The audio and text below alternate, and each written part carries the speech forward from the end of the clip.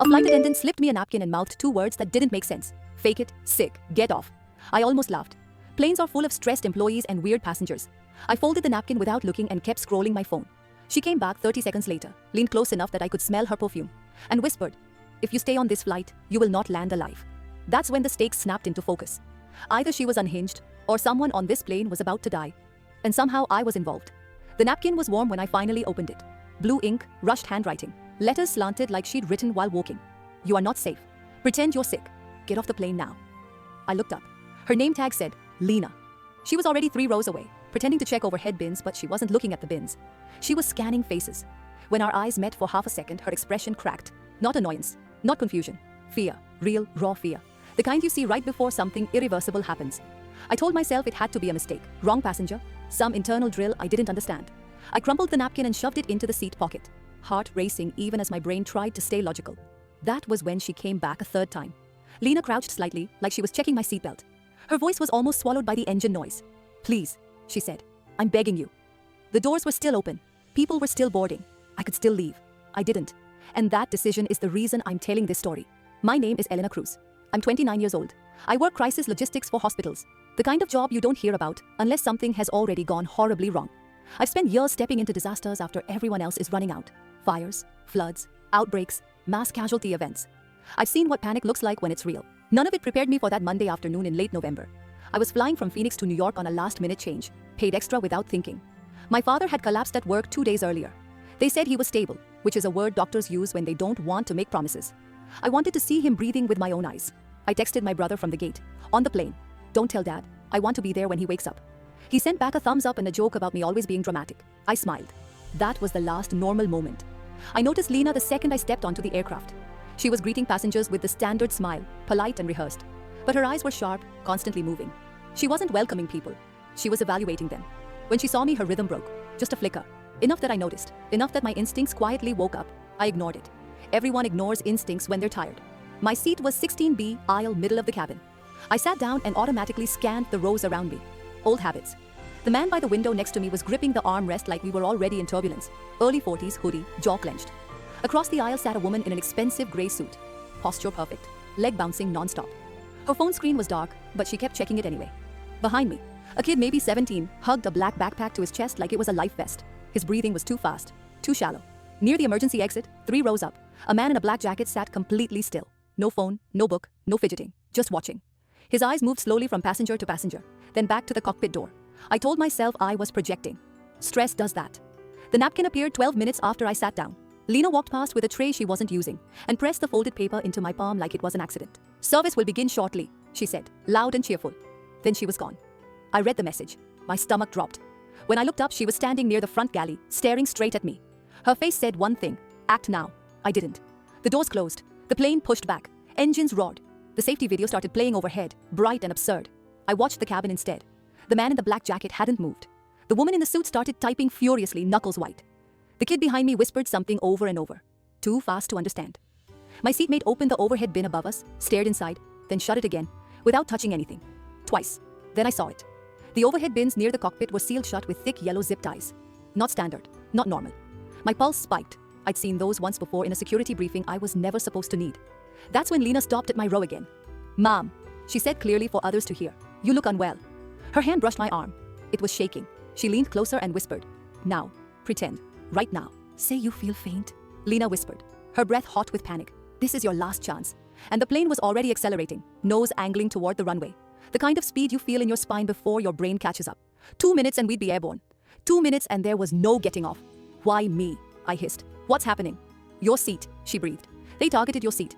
They think you're someone else, someone who is supposed to die today. And if this plane takes off with you in 16B, none of us are landing in New York." My chest went hollow. My seat. I changed my flight last minute, paid extra without thinking. Originally booked for Wednesday, moved to Monday. Requested an aisle because I always did.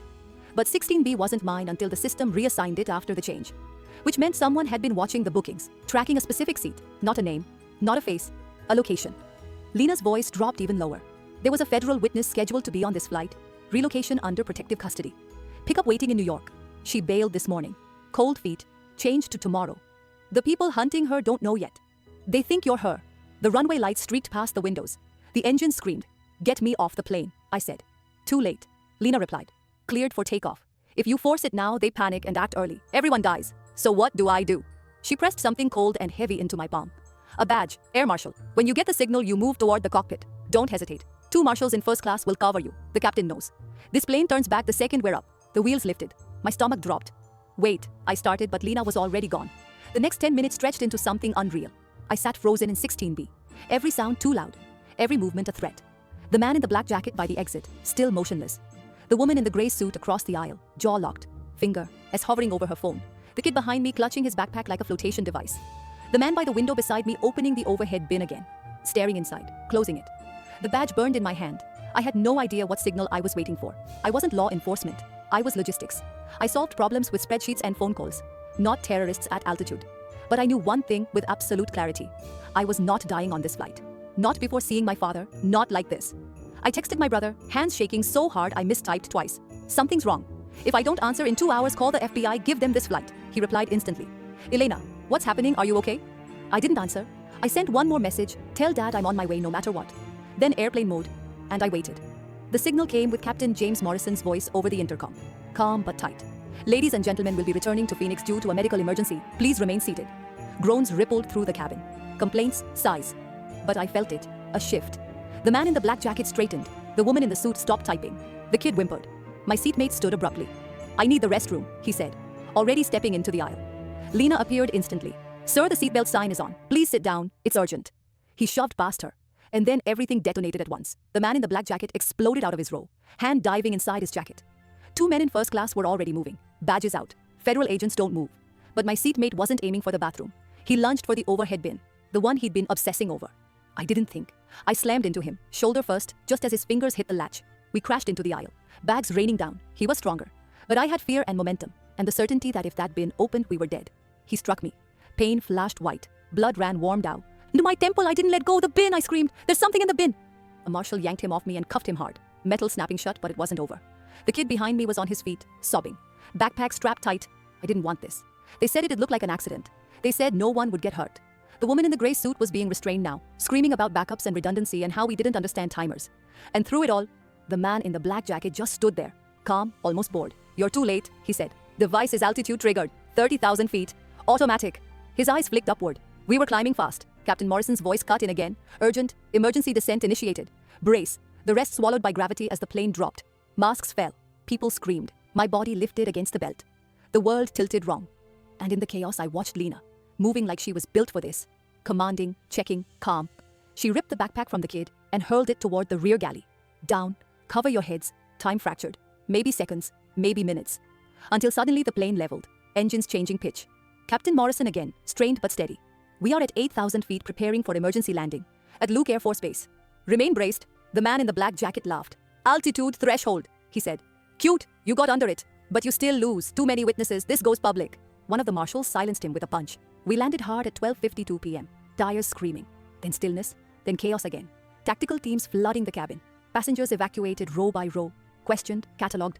And the 4 suspects were taken away in cuffs. Separate vehicles, separate futures. And as I stepped onto the tarmac, shaking, bleeding, alive, I realized I still didn't know the most important part. Why that witness mattered enough to kill a plane full of people. And why, out of all the seats in the sky, it had almost been mine. The overhead bin above 16B was sealed with evidence tape and removed by a bomb squad in heavy protective gear. And hours later, I learned why that exact bin mattered. The device inside was a pressure-triggered explosive, designed to arm itself as the cabin climbed toward cruising altitude. Placed there because it sat directly above seat 16B, the seat originally assigned to the real target. A federal witness named Elena Marchetti, who was scheduled to testify the next morning, against a domestic extremist network tied to multiple prior bombings. She changed her flight at the last second, and I had taken her seat.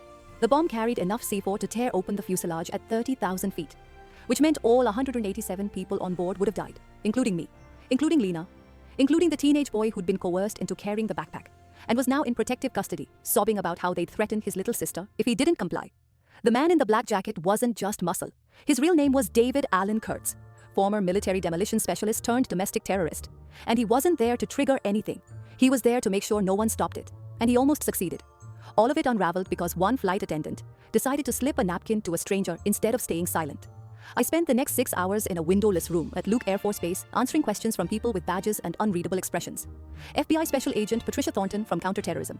Homeland Security Investigator Marcus Webb, who quietly slid me water when my hands started shaking.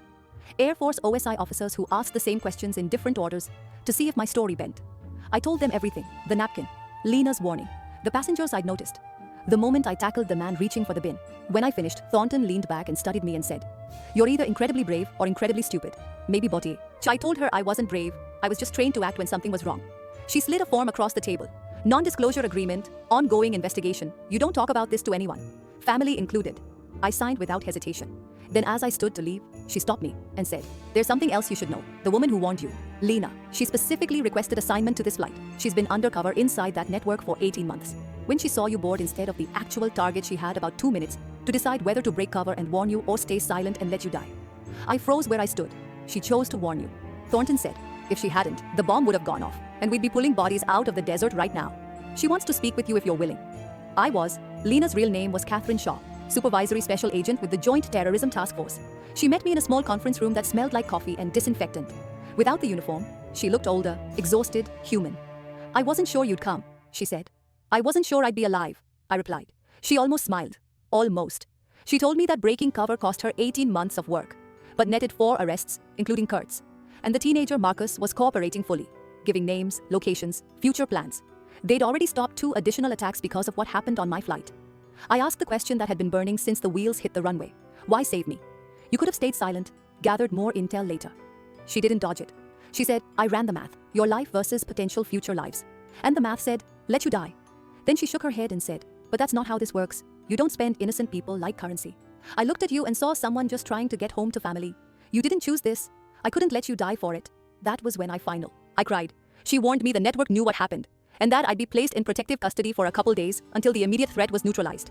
My father had been told my flight was delayed for mechanical reasons. For his safety, he couldn't know the truth. Before I left, she added one last thing. "The real witness is testifying tomorrow because of what happened today." I said I hoped she burned the whole network down. She said she would. "And when history gets written, your name won't be in it. You'll just be a passenger who got lucky. But I'll know the truth." 3 days later, I finally landed in New York. Protective custody lifted, more arrests made, weapons seized, Kurtz's operation dismantled. The story hit the news with no names attached, just an alert passenger and quick-acting crew. My father was waiting for me at the terminal, thinner, pale, alive, his face breaking into a smile when he saw me. He hugged me hard and asked why I looked like I'd seen a ghost. I told him I was just tired. Long flight. That night, lying awake in my childhood room, I made myself a promise I wouldn't ignore my instincts again. I wouldn't explain away fear when it showed up for a reason.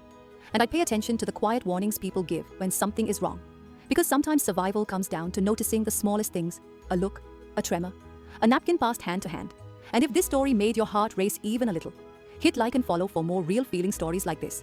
And tell me in the comments one thing you'd never ignore again. If your gut warned you something was wrong.